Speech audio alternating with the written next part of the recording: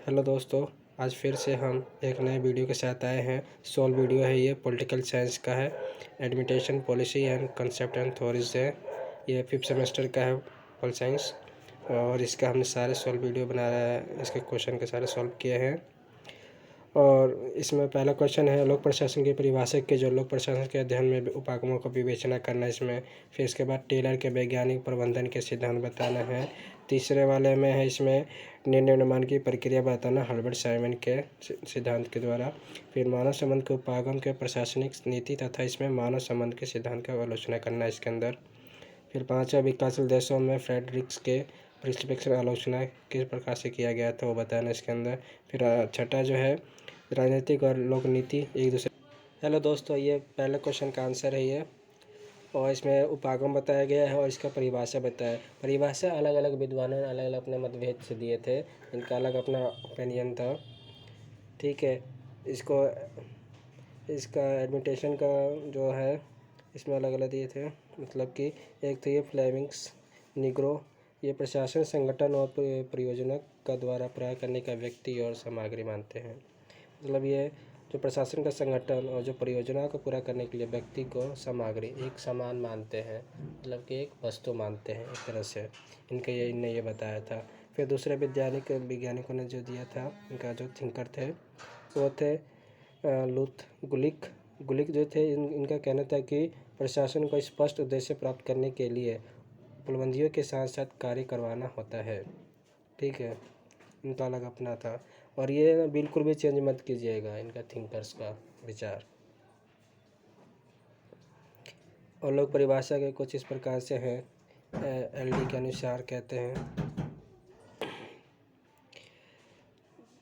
इनके अनुसार कहते हैं कि लोक प्रशासन एक रूप से उद्देश्य के विभिन्न होता है, और यदि भी सार्वजनिक और निजी कार्यों का प्रशासन बहुत बिंदुओं पर समानता होती है। यदि विभिन्नता नहीं है तो लोक प्रशासन का संबंध भी उसी प्रकार के प्रशासन से जो विशिष्ट रूप से वर्गीकृतकरण के अंतर्गत कार्य करता है और राजनीतिक कार्यकलाप द्वारा बनाए गए नीतियों को निर्णय के निर्वहन के रूप में माध्यम से है। लोक प्रशासन एक सार्वजनिक पहलुओं के हैं जो इनमें विशेष रूप से फोकस के द्वारा करता है। औपचारिक रूप से इसका अभिप्राय सरकार हो सकता है या लोक प्रशासन के प्रशासनिक कार्यकर्ता होता है। ठीक, ये बताया गया है इसमें। फिर इनका कुछ परिभाषा इस प्रकार से कि अपनी सरकार के माध्यम से राज्य की नीति के अनुप्रयोग के रूप में करता है। मतलब इनका कहना था कि अपनी राज्य के नीति के माध्यम से ही राज्य की नीतियाँ और उनके प्रयोग के रूप में किया जाता है। इनके ये कहना था कि। और फिर से ये वुड्रो विलियम्स जो थे, इनका कहना था कि लोक प्रशासन एक कानूनी का एक ब्यौरा और क्रमबद्ध प्रयोग है जो कानून का प्रत्येक अनुक्रम विशेष रूप से प्रशासन का कार्य करता है। इनका ये कहना था। ये मैं आपको ज़्यादा डिटेल नहीं बताऊंगा क्योंकि इसमें बहुत सारे क्वेश्चन से अगर बताऊंगा तो बहुत लंबा हो जाएगा, जो आपका पेपर का टाइम बहुत कम दिन रह गए हैं। इसके मध्य रखते हुए हम शॉर्ट वीडियो बनाने की कोशिश करेंगे, मतलब 10 से 15 मिनट का, इससे ज़्यादा नहीं। इसीलिए मैं आपको बस ये बताऊंगा, आपको एक टिप्स देता हूँ कि कम से कम थिंकर जो विचारक विद्वान थे, इनके कम से कम आप 4 से 5 पेज इनके परिभाषा जो दिए गए हैं 4 तो लिखे कम से कम। ठीक है, ये इनका थोड़ा टीचर के ऊपर अच्छा इम्प्रेशन पड़ता रहता है। अगर विशेषता की हम बात करें तो इसमें 2 विशेषता मैं बताना चाहूँगा। पहला, प्रशासन की ये खास विशेषता है कि इसमें संगठित होकर कार्य करता जाता है। मतलब एक संस्था के द्वारा एक समूह बना के कार्य करते हैं। दूसरा ये कि प्रशासन के विशेष उद्देश्य को पूर्ति हेतु किया जाता है। ये एक लक्ष्य को प्राप्ति के लिए किया जाता है। बाकी आप पॉइंट देख लीजिए।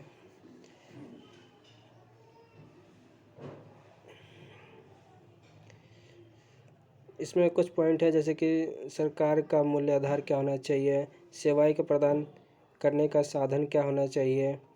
ठीक है, लोक प्रशासन के विकास किस प्रकार से, मतलब कि लोक प्रशासन के किस प्रकार से विकास किया जा सकता है। इसमें वुड्रो विलियम्स का श्रेय दिया जाता है। मतलब कि इनका एक प्राकृतिक था और एक कार्य क्षेत्र था। मतलब प्राकृतिक में यह था कि प्रबंधन एक ऐसे देश के रूप में विशिष्ट ज्ञान की उपलब्धि है जो सहायक होती है, जो प्रबंधन कला और विज्ञान के रूप में जाना जाता है। लोक प्रशासन का कार्य क्षेत्र, मैं हेडिंग बता दे रहा हूँ, आप इसमें देख लीजिएगा। लोक प्रशासन के कार्य क्षेत्र, विद्या के रूप में लोक प्रशासन का कार्य क्षेत्र किस प्रकार से होना चाहिए, ये बताया गया है। फिर वस्तु मत में किस प्रकार कार्य किया जाता है। वस्तु मत में यह था कि सार्वजनिक और निजी, इसमें दोनों ही सामाजिक के लिए कार्य किया जाता है। और हर्बर्ट साइमन के द्वारा जो कहा गया है कि लोक प्रशासन के दो महत्वपूर्ण पहलू है, जैसे कि कार्य का निर्वहन करना और उन्हें पहला एक दूसरे के आधार पर प्रदान करता है, कोई नीचे से या फिर निर्णय लेने के लिए किसी भी विद्या के कल्पना नहीं कर जा सकता। तो ये लोक प्रशासन के रूप में विस्तारित रूप से सिद्धांत का पद्धति एवं संयोजन होता है। इनके विलियम्स द्वारा कुछ लोक प्रशासन का महत्व भी बताया गया, जैसे कि एक कारण व्यवहारिक चिंता है कि सरकार में इस सार्वजनिक हित के लिए कार्य करता है और लोक प्रशासन को एक अलग कार्य करने के लिए निर्वाह करता है। इसमें उपागम के मैं बता रहा हूँ कि उपागम जो है व्यापक दृष्टि उपागम है, फिर संकुचित दृष्टि उपागम, इसमें आप देख लीजिएगा संकुचित, फिर पोस्ट कार्बन दृष्टि है पोस्ट कार्ब, फिर लोक कल्याण दृष्टि, इसमें आप दिया गया है। इसमें सारे जो है बिल्कुल डिटेल में बताया गया है। फिर दूसरे क्वेश्चन पे आते हैं, टेलर के वैज्ञानिक प्रबंधन के सिद्धांत।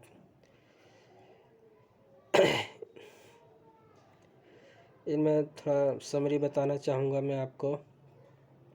इन्होंने औद्योगिक क्रांति का जनक के रूप में जाना जा सकता है, क्योंकि इन्होंने अलग अलग वैज्ञानिक पद्धति के द्वारा ही अलग अलग आविष्कार किए थे और इनका जो विचारिक था वो सामाजिक हित के लिए ज़्यादा कार्य करने के लिए थे। और ये कॉलोनियों में निर्वाह करते थे, मतलब कि कॉलोनी का एक अलग ही इनका था, कॉलोनी को मानते थे ज़्यादातर। ये जो टेलर का औद्योगिक था, ये कहना था कि इनका समाज की वो पहलू चिंता है जो साधन का प्रयास करता है, जो कार्य करने के वैज्ञानिक और संगठन का प्रबंधन के वैज्ञानिक तरीके पर बल देने का कार्य किया जाना चाहिए। इनका वैज्ञानिक पद्धति जो था, पहला था कि सही कार्य का वैज्ञानिक विकास करना चाहिए। ये मैं आपको सिर्फ सब हेडिंग बता रहा हूँ। फिर कामगारों का वैज्ञानिक चयन और उनकी सामग्री किस प्रकार से होनी चाहिए। तीसरा है कार्य विज्ञान और इनके वैज्ञानिक तरीके के चुने गए कामगारों के साथ किस पर लाया गया था इनका। फिर चौथा है जो प्रबंधन वर्ग के कामगारों के लिए बीच में कार्य किस प्रकार उत्तरदायित्व हो सकता है, इसमें सारा विस्तार बताया गया है।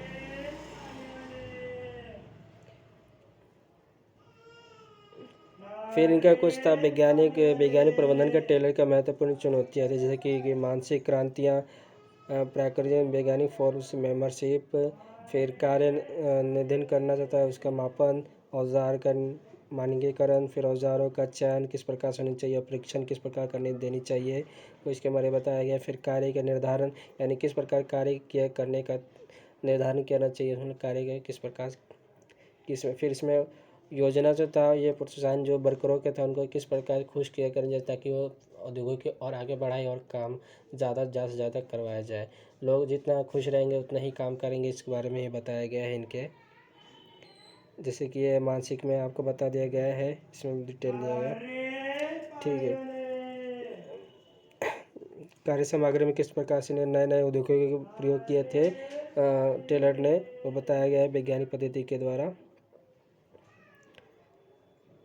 फिर किस प्रकार से कामगारों का चयन करना चाहिए, यानी शिक्षा कौशल, उसकी व्यक्ति की चाल ढाल और ऊपर से पढ़ा लिखा, मतलब ये सारे उसके परीक्षण में आ जाता है जो कामगार के किस प्रकार करनी चाहिए, या उस काम के लिए एक काम करने का समय भी निर्धारण किया गया था इनके द्वारा, वैज्ञानिक पद्धति के द्वारा किस प्रकार से इनका एक समय निर्धारण कर देनी चाहिए।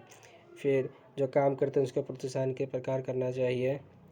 फिर इसकी मैंने आलोचना भी किया है, ठीक है, टेलर का। ये आपका दूसरा क्वेश्चन था। ये तीसरा क्वेश्चन आपके ये जो था हर्बर्ट साइमन के द्वारा इनका ये भी एक सामाजिक व्यवहार में ही एक विशिष्ट प्रशासनिक और औद्योगिक उन्नति और प्रशासन में एक अलग ही अपना नाम बनाया और इन्हें प्रशासन को एक बेहतर लेवल तक लेके गए, उच्च स्तर तक लेके गए। इन्होंने ही प्रशासनिक व्यवहार में अध्ययन को वैज्ञानिक विश्लेषण बनाने के लिए निर्णय तथा निर्माण के इकाइयों को बांटा था। हार्वर्ड के अनुसार यह था कि निर्णय लेना एक चयन की क्रिया है जो जिसमें कोई प्रबंधन या किसी विशेष परिस्थितियों में एक निर्णय लेने पर पहुंचता है। क्या क्या किया जाना चाहिए या क्या करना नहीं चाहिए, ये सब एक निर्णय के ऊपर ही प्रबल होता है, डिपेंड करता है। जो इनका था कि व्यवहारिक नीतियाँ जो प्रतिनिधित्व करता है, जो उनका चयन किस प्रकार होनी चाहिए बताया गया इसके अंदर। फिर निर्णय निर्माण की किस प्रकार होनी चाहिए, इनके कुछ पॉइंट्स है, जैसे कि पहला कि समस्या का निर्धारण करना, फिर समस्या के बारे में सामान्य पुष्टि भूमियों तथा उनके सूचना तथा मनोवैज्ञानिक दृष्टि डालना होता है। फिर उच्च स्तर के कार्यविधि का रखना, फिर प्रस्ताव तथा उनमें अनिश्चितता का या भावना छवि बनाना होता है। फिर निर्णय के लेना तथा उस पर प्रभाव लाने में किस प्रकार कार्य करना चाहिए। साइमन के कुछ निर्माण की प्रक्रिया में कुछ 4 प्रश्न थे। पहला बुद्धिमत्ता के क्रियाकलाप, फिर रचना या रूपरेखा किस प्रकार में किस प्रकार होनी चाहिए, फिर इसका चयन, निर्णय लेने का चयन किस प्रकार होना चाहिए। जहाँ ये कहा गया है कि जहाँ निर्णय निर्माण में प्रक्रिया किया जाता है उसमें व्यवस्था साइमन द्वारा लिया गया। चौथी प्रक्रिया ये थी कि समीक्षा करना, यानी किसी काम को किस प्रकार करना तथा उसका जांच पड़ताल इसमें समीक्षा के अंदर सारे आ जाते थे। इसमें निर्णय निर्माण के कुछ चरण भी थे, जैसे कि पहला था अवयन विधि, फिर दूसरा विकल्प तथा डिजाइन विधि, फिर आदत क्या था, फिर गतिविधियों का विश्लेषण पद्धति। इनके कुछ 4 प्रकार से थे ये, ठीक है। निर्णय निर्माण के कुछ निर्णय के कुछ प्रकार थे, जैसे कि पहला कार्यात्मकता तथा आक्रामकता किस प्रकार है, फिर दैनिक व आधारभूत निर्माण। तीसरा था कि संगठनात्मकता तथा एकीकृत करना, एक संगठित तथा एक व्यक्ति का अलग अलग इसमें हो सकता है। फिर एकाकी और सामूहिक, एक व्यक्ति कितना काम करता है, एक समूह में कितना काम किया जाता है, इसमें बताया गया है। फिर पांचवा है नियोजित तथा अनियोजित, एक काम को सरल मतलब एक पूरा कार्यक्रम को विस्तार से करना और एक बिना बताए हुए कोई कार्य करना, इसमें बताया गया किस प्रतिशत था। फिर नीति निर्माण तथा चयन की प्रक्रिया, यही बताया जो हर्बर्ट साइमन ने अपने एक अपने नौकरशाही के ऊपर और लेके गए, उच्च स्तर के लिए काम किया। फिर सातवां नीति प्रशासनिक और कार्य के निर्णय किस प्रकार होने चाहिए। नीति निर्माण में संगठन किस प्रकार होता है, फिर प्रशासनिक निर्णय कार्य निर्माण करना, सब हेडिंग बता रहा हूँ मैं आपको, बाकी अंदर आप पढ़ लीजिएगा। इसका मैंने निष्कर्ष भी दिया हुआ है।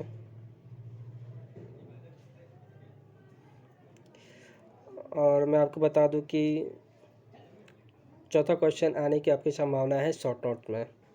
शॉर्ट मतलब कि शॉर्ट आएंगे आपके दो क्वेश्चन, 4 क्वेश्चन होते हैं, 4 में से 2 करने होते हैं आपके, तो 2 हर्बर्ट साइमन का और एक टेलर का आ सकता है। टेलर का लॉन्ग में आने के भी चांस होता है, इस बार आ जाएगा। ये जो पेपर है ये प्रीवियस ईयर का पेपर है 20-21 का, ठीक है।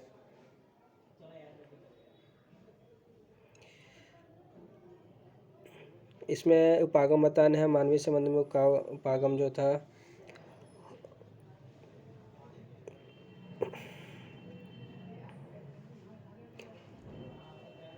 हार्थरन जो थे संगठन तथा सामूहिक व्यवस्था तथा आर्थिक पर पुरस्कार करता था। इनका नीतियाँ क्रम ये बताना चाहूँगा कि इसमें जो पाँचवा पॉइंट है ये एक बहुत अच्छा है, जैसे कि मजदूर प्रबंधन के प्रति औपचारिक कार्य समूहों के उद्देश्य के तौर पर प्रतिक्रिया करते हैं, ना कि किसी व्यक्ति के रूप में, ठीक है। और जो एक को छठा पॉइंट है ये भी ठीक है, प्रबल है। तो मतलब कि मजदूरों के छोटे सामाजिक समूह बनाने तथा रुझान होता है, उत्पादन के मानक और व्यवहारिक तरीके में ऐसे समूह का तय करते हैं। इसमें मानव के कुछ चरण थे, यानी 3 चरण थे।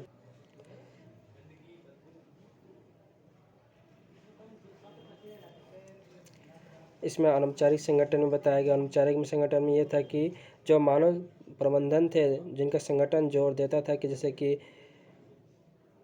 जैसे कि गुलेट कहते हैं कि औपचारिक संगठन के भीतर मजदूर अनौपचारिक छाया संगठन पर बल दे दिया जाता है। मनुष्य के सामाजिक पहलुओं पर ध्यान केंद्रित किया जाता है और इसमें मुख्य आवश्यकता के अपने कार्य समूहों में संबंधित करने के लिए उद्देश्य से स्वीकारी जो इसमें लाना चाहिए और सुरक्षित किस प्रकार से रखना चाहिए वो इसमें देखरेख का कार्य होता है संगठन के द्वारा।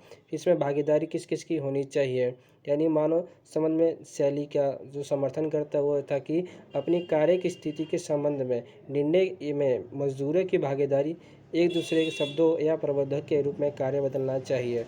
इसमें सामान्य मानव के लिए भी इसमें निर्णय के साथ साथ इसमें मानव किस प्रकार अपने विचारों को स्पष्ट करता है और अपना अपना विचार रखता है, ये भी एक भागीदारी है आम मजदूरों की। फिर इनकी प्रबंधन की शैलियाँ कुछ इस प्रकार से, जैसे कि पहला ये समूह में एक भागीदारी का एहसास पैदा करता है। फिर दूसरा था कि ये कार्य में प्रवेश ज़्यादा सुखद बना देता है। फिर तीसरा था कि मानता है इस सामाजिक व्यवहार में कर्मचारी के रूप में भावनाओं तथा असहसाओं को में उत्पादन करता है। इसमें फिर लोगों बहुत जातियाँ होती है, फिर इसमें बहुत तंत्र जातीय शैली भी आती है। फिर इसके बाद तंत्र शैली पर जोर दिया जाता है। फिर संगठन की कुशलता तथा कर्मचारियों का उत्साहित पर निर्भर किया जाता है। इसके बाद सामाजिक प्रवेश में ध्यान केंद्रित करना चाहिए, तब ठीक है। इसके कुछ इनका कुछ निष्कर्षण भी हुआ, जैसे कि पहला इनका निष्कर्षण तो कहते हैं कि जो मानवीय सामाजिक प्रक्रिया इसमें मानवीय सबसे उच्च तथा प्रबंधनों के कर्मचारियों के मानवीय व्यवहारों में कर्मचारी कुशलता तथा वृद्धि में लाने में सामाजिक संतुलित प्रदान करता है। समझ गए। ये कुछ पॉइंट मैंने बताया कि कम से कम 10 पॉइंट से 10 से ऊपर ही होंगे। ये सबसे महत्वपूर्ण पॉइंट ऐसे हैं, आप कर सकते हैं। हाँ, अगर आप इसको पीडीएफ चाहिए तो आप कमेंट कीजिएगा, पीडीएफ आपको मिल जाएगा पॉलिटिकल साइंस का, और मैं आपको बता दूंगा किस प्रकार से मिलेगा, डिस्क्रिप्शन में दे दूंगा, ठीक है। फिर एक पॉइंट मैं बताना चाहूँगा, इनका जो प्रबल था मैं जो नागफली है, नागफली वाले बताना चाहूँगा। और नागफली से पहले मैं बताऊंगा कि कारखाने किस पर कारखाने में सामाजिक इकाई है के रूप में देखता है, एक अनौपचारिक ढांचे के रूप में है।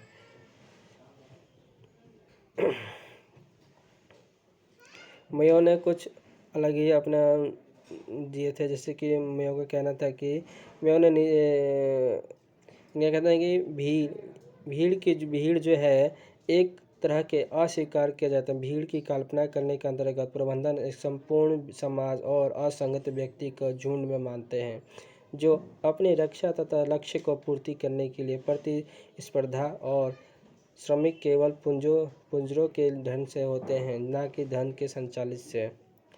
इनका कहता है इन्होंने बताया था कि इनका नागफली के बारे में बताया था, जो आगे चल के बहुत सिद्ध हुआ। मानव संबंध में कुछ सिद्धांत है। जब पहला अनौपचारिक संगठन पर जोर दिया गया था, फिर इसके बाद भावनात्मक व सामाजिक व्यवस्था पर मजदूरों में मनुष्य की दृष्टि से समर्थन करना था।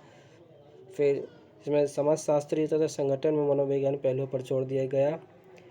क्लासिकी की बना तथा मानव से बना संबंध, इनका अलग अलग। क्लासिकी का सिद्धांत था कि संगठन के शारीरिक और यांत्रिक पहलुओं पर जोर देना चाहिए।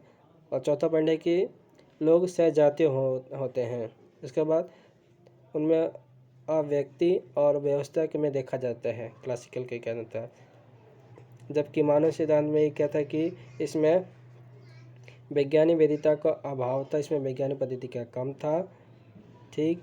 फिर इसमें कहता है कि आर्थिक आयामों के अवगत नहीं होते तथा कार्य के प्रकृति के उपेक्षा होती है, ठीक है। और इसमें बहुआयामी घटनाएं नहीं किया जाता है। ये अधिक चिंतनशील होते हैं और खुशहाली होते हैं। इसका निष्कर्ष कर दिया गया है। अगला क्वेश्चन है हमारा 5वां विकासशील देशों में फैक्ट्रिक्स